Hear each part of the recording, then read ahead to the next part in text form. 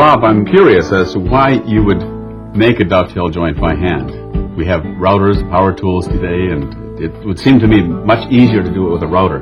Well, good question, Bruce. I'm asked that frequently. Now, I'll tell you what you need to look for in a saw, and you can pay the money and buy a saw all ready to use, or you can take another saw and tune it up. And it'll cut perfectly straight every time. Not necessarily perpendicular, you got to do that yourself, but it will cut straight.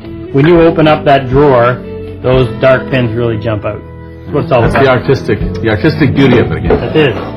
The one thing about dovetailing is you have to have precision all the way through if you want to end up with these kind of results. Right. This opening is going to be the width of one tail plus one pin. Okay?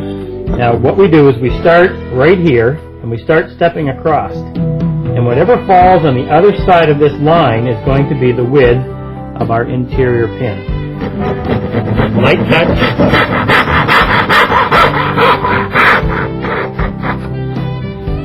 If we bruise the edge of this walnut pin when we assemble the joint, no matter how tight the joint fits, you're still going to see a gap there.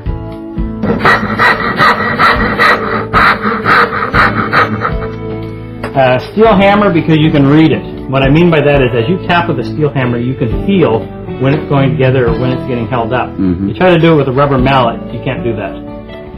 At this point, you can either take bets or say a prayer. I'll say a prayer. I like to use a block to put it together. Keeps from scarring up or bruising the wood at all. And you end up with a nice, clean, half-blind dovetail that's in a fraction of the time. Okay, Bruce, let's have a look. See how we did.